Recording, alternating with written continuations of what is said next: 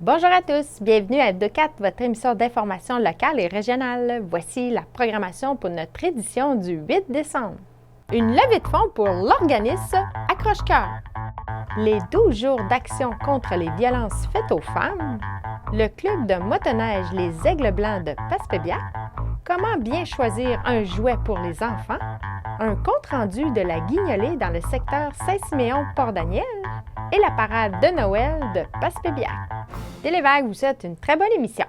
Nous allons débuter avec Mme Élise Martin, la présidente du conseil d'administration d'Accroche-Cœur, le centre de pédiatrie sociale en communauté Gaspésie-Sud.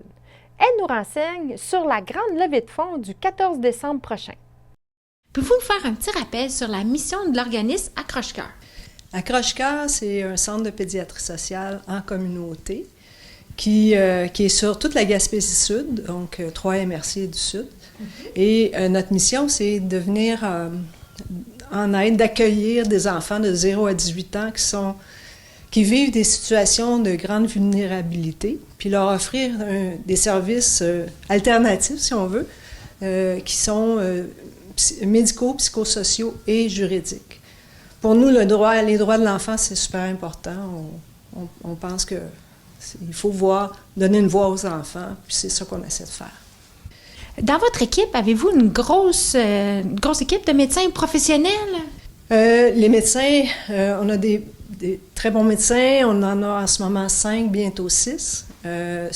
Donc, on a 3 équipes, une équipe pour chaque MRC. Ces médecins-là sont rémunérés par la RAMQ, c'est pas le centre. Et on a des employés, on a en ce moment 5 travailleuses sociales, intervenantes sociales et psychoéducatrices sur le territoire. La guignolée du docteur Julien, c'est de l'argent qui est récolté via la fondation du docteur Julien, mais l'argent qui est récolté ici reste dans la région. Puis nous, notre guignolée va se faire sur tout le territoire que j'ai nommé. Donc, à l'ouest, ça part de Pointe-à-la-Croix, puis ça s'en va jusqu'à Grande-Rivière. Puis on a des équipes de bénévoles à différents endroits tout le long du territoire qui vont récolter des sous. Ça va être quelle date, ça? C'est le 14 décembre. OK. Pourquoi c'est essentiel, cette levée de fonds-là, pour vous? Bien, c'est sûr que nous, on est une OBNL, un organisme à but non lucratif. Donc, on a un peu de financement. Le tiers de notre financement provient des gouvernements. Il y a un tiers qui provient de levées de fonds comme ça. Puis, il y a une autre partie qui vient de projets via le corporatif, soit les institutions, le CIS ou d'autres organismes qui nous donnent des sous. Donc, c'est très important ça, pour nous. OK. Avez-vous des chiffres sur combien d'enfants vous avez aidé? On est, depuis 3 ans, on est rendu à peu près à 500 enfants. Puis, juste cette année, on en a eu en 2024 225. Oui. Mm-hmm. Et on est en train d'ouvrir un deuxième centre à Pointe-à-la-Croix. Okay. Donc, ce deuxième centre-là va être Accroche-Cœur aussi. Donc, et la guignolée, ben, c'est sûr que c'est important pour aider à ouvrir ce centre-là.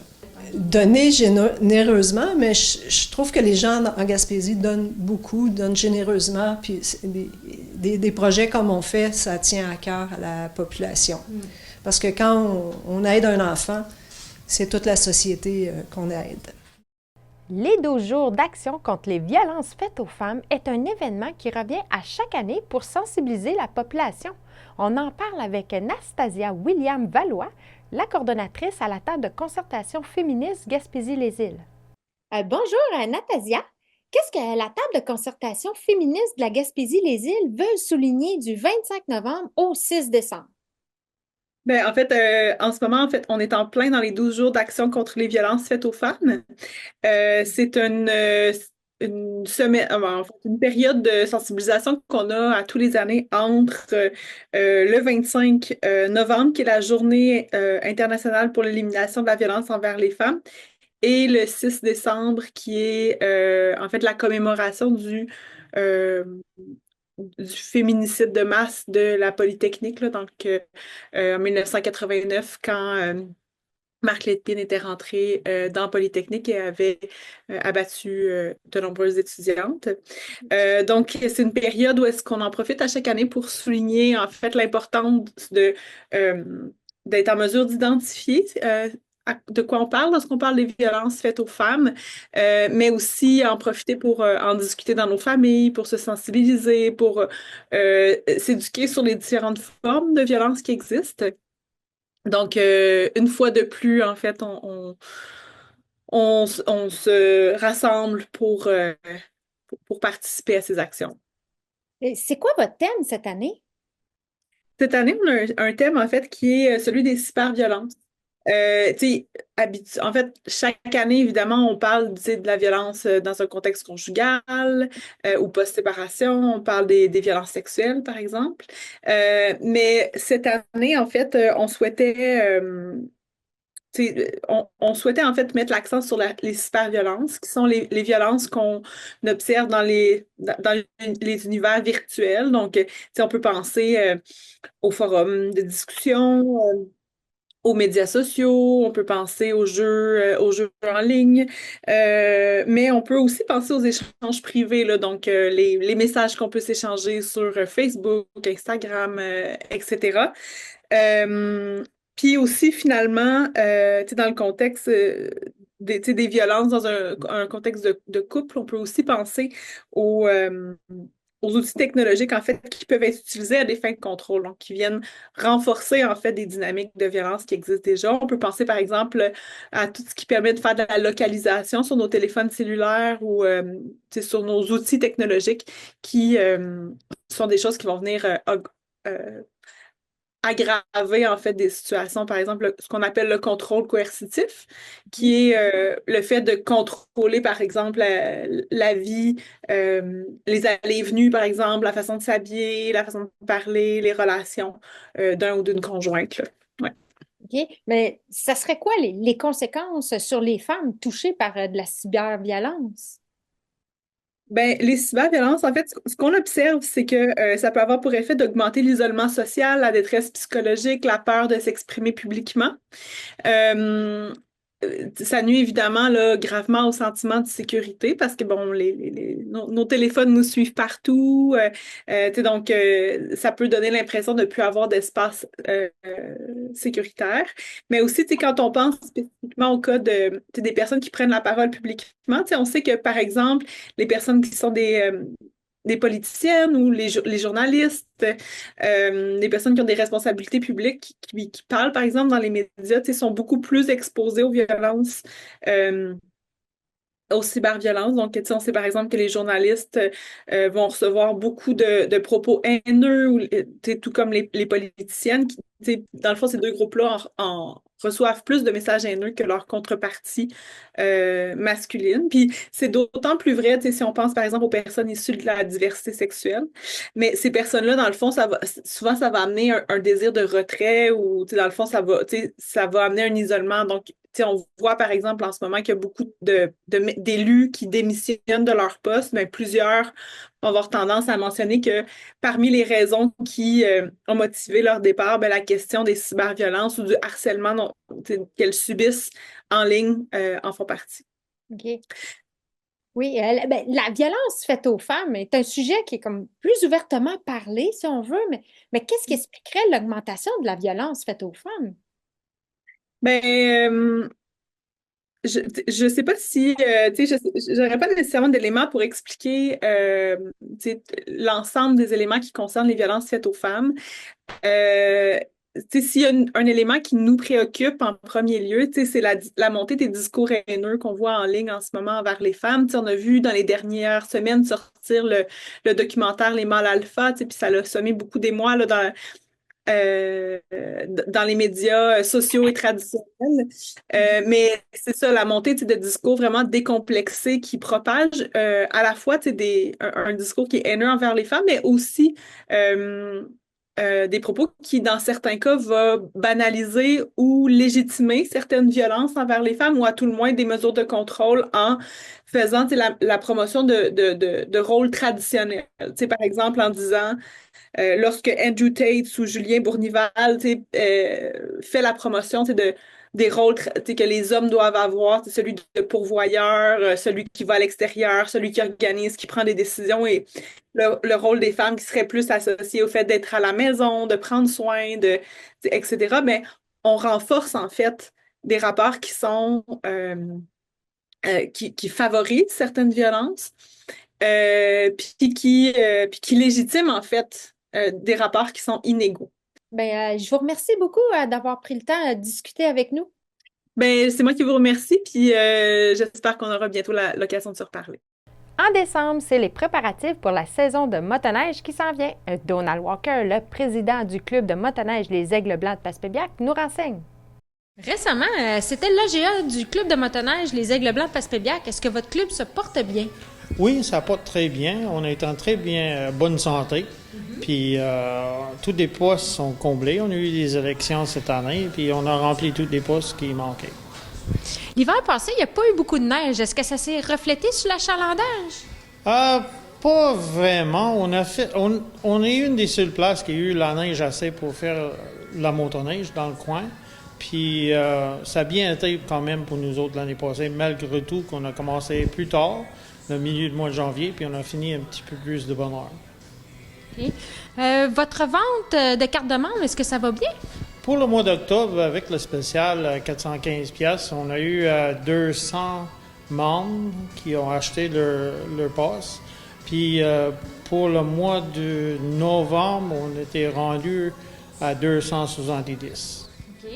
Puis là, est-ce qu'il y a un spécial jusqu'à quelle date pour la carte de membre? La date limite, c'est le 9 décembre à 440 pièces. Puis je pense qu'il va y avoir beaucoup de monde qui va acheter ces derniers jours ici. Est-ce qu'il y a des secteurs qui sont problématiques là, sur les sentiers? Il y a toujours des places que des pertes de droits de passage dans tous les clubs de motoneige. On travaille avec ça tous les ans. Puis avec des bénévoles, on fait un gros travail pour être certain que le 5 y passe chaque année. Puis là, est-ce que tout est réglé sur tous les secteurs? Oui, cette année, on n'a pas de problème cette année. OK. Puis ça va aller bien. Qu'est-ce que vous avez à faire encore comme préparatif avant le début de la saison? Avant le début de la saison, c'est certainement les pancartes à placer, des endroits, puis c'est les bénévoles qui font ça. On a un groupe de bénévoles qui va, même si quand on passe la machine la première fois, qu'on va poser des pancartes dans les endroits qu'on a besoin. OK. Vous allez avoir combien de kilomètres de sentiers à entretenir cet hiver? On a à peu près 110 kilomètres de sentiers à garder en bonne forme cet hiver. Avez-vous besoin de bénévoles? On a toujours besoin des bénévoles. Ça, c'est une question que tu vas avoir une réponse comme ça de tous les clubs au travers de la province. C'est qu'on demande toujours plus de bénévoles parce que tous les clubs sont en manque de bénévoles. Okay. Mais pour faire quoi exactement? Les bénévoles, ça peut l'aider pour couper des branches, composer des pancartes, pour des travaux qu'on fait chaque année avant, pendant et après la saison. Okay. Pensez-vous que vous allez pouvoir organiser des activités spéciales? Ça commence après que les trails sont ouvertes, puis on a une personne sur le CA qui occupe de ça. Bien, je vous remercie, Donald. Je vous souhaite une bonne saison. Télévague a effectué une converse avec Agnès Delaveau, directrice de contenu au magazine Protégez-vous. Elle nous conseille comment bien choisir un jouet pour les enfants. Bonjour, Madame Delaveau. Avec Noël qui arrive à grands pas, est-ce qu'on pourrait avoir des petits conseils comment bien choisir le bon jouet selon l'âge des tout petits jusqu'à 8 ans? Oui, bien sûr, pas de problème, je peux vous donner ça. En fait, pour les jouets, pour les tout petits, c'est assez simple. C'est vraiment, on veut stimuler leur attention. Et puis, tout petits, les bébés, souvent, c'est des mobiles, des jouets pour la poussette. Jouets pour la poussette, vérifiez que ça s'accroche bien sur votre poussette à vous, par exemple. Ça peut être un bon truc. Pour tout ce qui a du son, un mobile, par exemple, il faut qu'il y ait un bouton d'arrêt et un bouton de volume. Pour les mobiles, une musique apaisante qui va calmer l'enfant. Pour les jouets un peu plus musicaux, des choses un petit peu plus stimulants avec des comptines, des choses comme ça peut être un bon choix. Si on va à partir de 1 an, il y a les jouets de bain qui souvent sont très très prisés des parents, des Oui. grands-parents, c'est vraiment de faire attention à bien à ce qu'on peut bien les vider, ce qu'on puisse bien les vider, parce que s'il reste de l'eau dedans, il y a un risque de moisissure. Donc il faut vraiment bien les vider, bien les nettoyer régulièrement. Donc si c'est facile à faire, tant mieux. Les jouets de manipulation aussi, c'est faut que ça stimule l'enfant. Donc les textures, on joue sur les textures, on joue sur les sons, on joue sur la vue, les couleurs, des choses comme ça, parce que ça va vraiment aider l'enfant à tirer, appréhender, vraiment manipuler tout ça. Mhm. Si on y va pour les un petit peu plus vieux, à partir de 2 ans, les jeux de construction, choisissez des jeux avec des gros blocs. Pas nécessaire d'avoir un plan de montage parce que à cet âge-là, on préfère détruire que construire. Donc l'idée, c'est vraiment de bien empiler les blocs et puis de donner un petit coup de pied dedans ou de les pousser pour les tomber. C'est ça qui va les amuser. Pour les plus vieux, attention, pour les jeux de société, choisissez 3 à 5 ans, choisissez des jeux où les parties sont courtes. Notamment, par exemple, pour un enfant de 3 ans, au-delà de 10 minutes, c'est trop long, il va perdre son intérêt, c'est pas intéressant. Pour les jeux de construction, pour cette tranche d'âge, choisissez évidemment en fonction le nombre de pièces, en fonction de l'âge de l'enfant, mais choisissez aussi des jeux avec des plans, parce que là, ils vont développer justement la capacité de lecture d'un plan, de reproduire quelque chose. Donc, c'est vraiment intéressant. Pour les jeux pédagogiques, notamment les jeux de lettres, les jeux de chiffres, les jeux de logique, veillez à ce que l'enfant soit prêt. Donc, posez des questions si c'est pas votre enfant, si c'est pour un cadeau. Posez des questions pour savoir, parce que si l'enfant n'est pas prêt pour ce type de défi, ben en fait, ça va le décourager. Donc, on va perdre l'aspect pédagogique du jeu très vite et l'enfant va se désintéresser. Enfin, pour les plus vieux, là, on est plus dans les jeux, souvent les jeux de société. Pour les jeux de société, par exemple, les jeux de questionnaire, euh, renseignez-vous sur le niveau de difficulté. Regardez un peu, règle du jeu, le niveau de difficulté, qu'il y ait des niveaux de difficulté variés dans un même jeu pour pouvoir jouer tous en famille. S'il y a un plus jeune, ben, on va pouvoir l'intégrer au jeu, puis ça va faire des bons moments de jeu, des bons souvenirs. Est-ce que vous auriez quelques suggestions de jeux ou jouets à nous suggérer? Ben, dans les derniers qu'on a testés, je peux vous faire deux petites suggestions. Un pour les petits, pour les 18 mois à 3 ans. En fait, c'est un ensemble de coloriage. Ça s'appelle coloriage magique, gribouille magique. C'est un jeu, en fait, on colore pas avec des crayons, on colore avec un crayon à eau. En fait, l'enfant va passer un crayon à eau sur des planches et ça révèle en fait les dessins. Donc, c'est vraiment très pratique. Ça se glisse très bien dans un sac. Les avis des familles sur ce jeu-là, c'est vraiment que c'est parfait, pas de dégâts, facile d'utilisation. Surtout, ça permet, par exemple, de patienter dans une salle d'attente, de patienter au restaurant. Ça occupe l'enfant et puis c'est vraiment super simple. C'est pas très gros. Ça se glisse bien dans un sac. C'est parfait. Pour les plus vieux, petits jeux de société, les 4 à 8 ans, 40 $, un jeu québécois des éditions Placotte. C'est un jeu d'adresse pédagogique. En fait, les joueurs doivent désamorcer des bombes puantes en empilant des dés. Donc, vraiment, c'est déjà la thématique fait beaucoup rire les enfants, puis ça peut se jouer en famille. Et il y a un petit niveau de difficulté parce qu'il faut empiler les dés avec une seule main. Donc, les familles, là aussi, matériel solier des gros fous rires à jouer en famille. Donc, ça aussi, c'est un bon choix pour les jeux, les petits en bas de 8 ans. OK. Euh, Qu'est-ce que vous nous suggériez comme jeu pour les 8 ans et plus? Pour les 8 ans et plus, hein, on a testé les 30 jeux parmi les nouveautés de cette année. Je pourrais vous en OK. conseiller deux. C'est des jeux vraiment 8 ans et plus. Le premier, c'est celui-ci, le jeu Now. C'est un jeu québécois de chez Randolph et Scorpion Masqué. C'est un jeu en fait de prise de risque. Les joueurs essaient de trouver la meilleure carte de leur paquet sans se défausser de toutes leurs cartes. En fait, nos testeurs, leur commentaire, c'est vraiment que c'est un jeu avec un joli design, des règles claires, facile à apprendre. On a une forte envie de rejouer. On termine une partie, on a envie d'en refaire une. C'est des parties courtes. Donc ça, c'est parfait. 15 minutes, ça prend pas beaucoup de temps. On apprend bien, ça va vite. Et puis, ce que nos testeurs ont remarqué, par exemple, c'est que le jeu a une dynamique différente plus on est nombreux à jouer. Le jeu, on peut jouer de 3 à 8 joueurs. Plus on est nombreux, plus c'est difficile de marquer des points. Donc, plus il faut faire un peu plus de stratégie. Donc, il y a un niveau de difficulté aussi avec ce jeu. Je vous remercie beaucoup, Madame Delavo, d'avoir pris le temps de discuter avec nous. Avec grand plaisir. La télévision communautaire a sillonné le secteur entre Saint-Siméon et Port-Daniel afin de recueillir des images de la Guignolée 2024. Est-ce que la Guignolée, ça va bien? Bien, ça va assez bien, merci. Pour l'instant, les gens sont très généreux, on apprécie grandement. Ça nous fait un petit baume sur le cœur. Et surtout que l'argent va aider pour les familles qui en sont dans le besoin, surtout les enfants qui sont malheureux dans le temps des fêtes. Hein.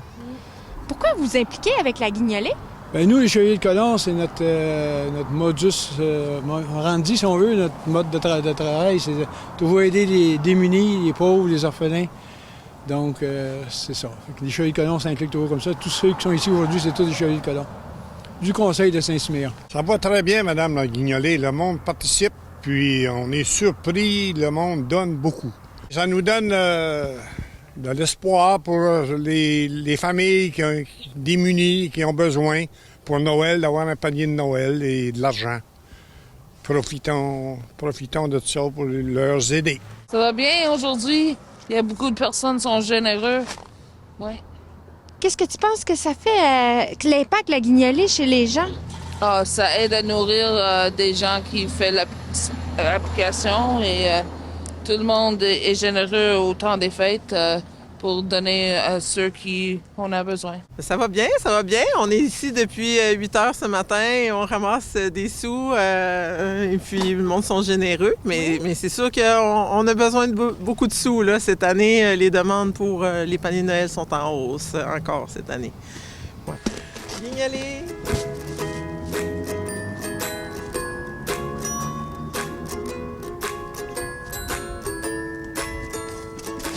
Qu'est-ce que ça représente? Bien, plusieurs choses. D'abord, c'est de pouvoir donner du confort aux personnes qui ont moins de sous durant la période des fêtes. On mérite tous de passer du beau temps avec nos familles, puis tout ça. Puis veux pas, c'est une réalité qui est un peu différente pour les gens qui ont moins de sous. Juste inviter la famille, juste faire un repas, c'est un défi pour plusieurs personnes. Et puis juste mettre à tous les jours de la nourriture sur la table, ça déjà, en ce moment, c'est de plus en plus un gros défi, hein, parce que les sous ne montent pas beaucoup dans les poches des gens et les choses coûtent de plus en plus cher, finalement. Fait que ça représente ça. La Guignolée aussi, c'est un bon moment pour nous de pouvoir dire aux gens, hey, tu sais, on a encore de la pauvreté au Québec. Et puis, les gouvernements ne s'occupent pas nécessairement de ces gens-là. Là, on a vu dernièrement avec le 4e plan de lutte à la pauvreté et la réforme de l'aide sociale que c'était pas du tout une priorité et que finalement, bien, on laisse un peu ces gens-là dans l'oubli en ce moment. L'aide sociale, c'est environ 800-850 pour une personne seule. Et puis, c'est pas grand-chose là, pour passer un mois. On paie le loyer, il reste à peine là, pour se nourrir.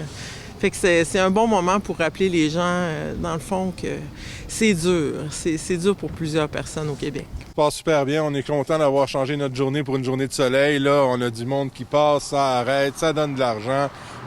Ben, ma canne, elle fait pas tant de bruit que ça, mais c'est parce que c'est du papier qui est dedans. C'est bon, il y a plus de papier que des petits changes. Vous avez une stratégie ici, là, la façon dont vous êtes installés? Oui, on fait pas ça n'importe comment. On a Marie-Paul qui est à l'entrée, qui voit avec tous les gens qui arrêtent. On a ici un autre bénévole qui est au fond, qui rabat notre gens, puis moi, ben, je suis dans le milieu, puis je ramasse ça dans ma canne. Je souhaite de passer le meilleur temps des fêtes possible, d'avoir ce qu'il faut pour pouvoir faire les bons repas, recevoir la famille, puis qu'il y ait du bonheur partout sur notre territoire. Encore une fois, les Gaspésiens ont fait preuve de générosité lors de la Guignolée. Seulement avec les ponts payants entre Saint-Siméon et Port-Daniel, l'équipe de bénévoles a pu récolter la somme impressionnante de 7 933 $, dépassant ainsi les 5 700 de l'année précédente. Merci à tous pour vos dons généreux. Télévague était présent à la parade de Noël de Passepébiac. Voici notre reportage.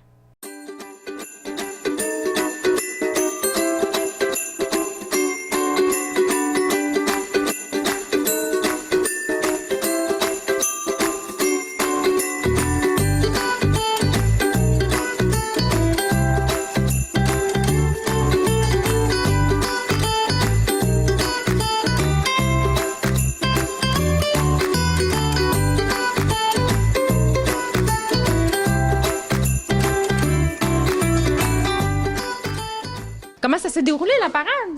Ça s'est super bien déroulé. Je suis vraiment contente de tous les gens qui ont venu ici. Il y a encore des gens sur la scène avec le Père Noël en train de se faire donner des cadeaux puis prendre des photos. C'est super. Je remercie vraiment la population de venir à mes événements parce qu'à chaque événement qu'on fait, le comité jeunesse, il y a vraiment beaucoup de gens. Là. C'est le fun. As-tu une petite idée? Il y a eu combien de voitures allégoriques?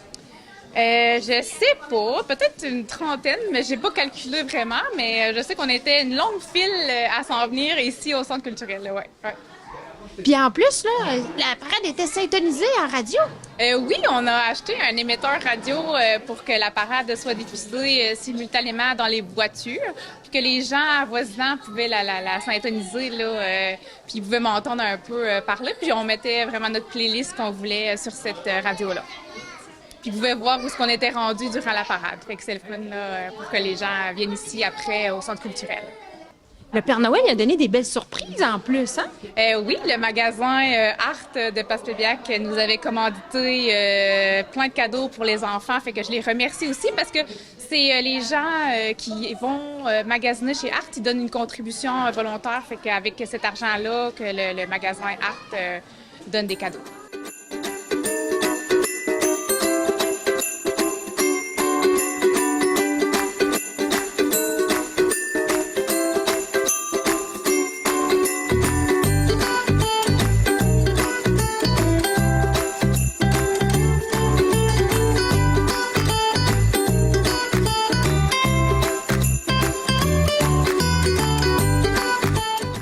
Comment t'as trouvé la parade? Full bien. Oui? Ouais. Est-ce que le Père Noël t'a donné une surprise? Oui. Qu'est-ce que t'as eu? C'est genre un petit robot. Puis, il y a des ventouses.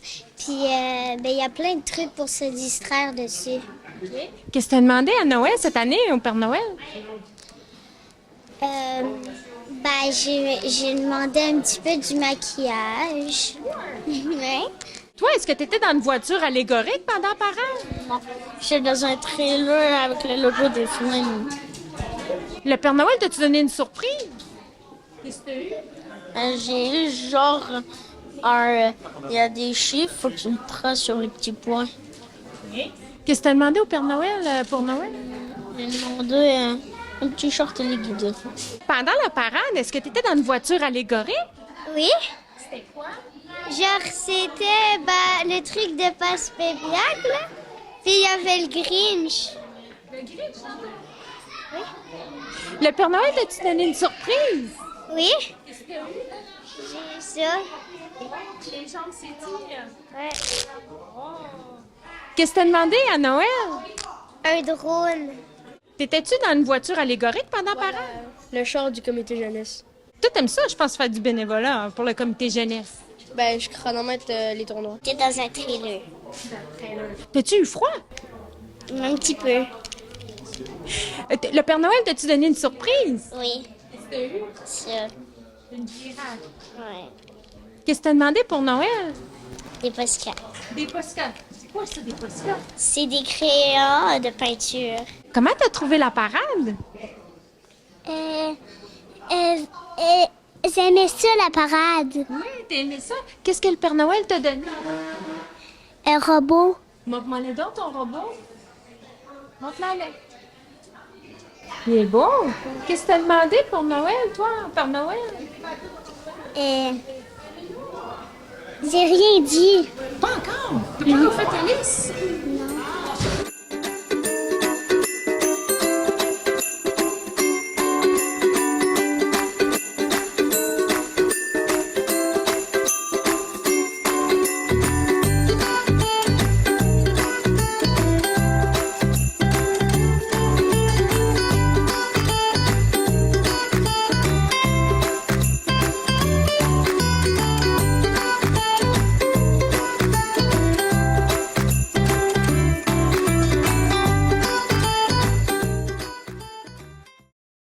Ceci conclut notre édition d'Hebdo4 du 8 décembre. Merci beaucoup pour votre écoute et on se donne rendez-vous la semaine prochaine pour une nouvelle émission.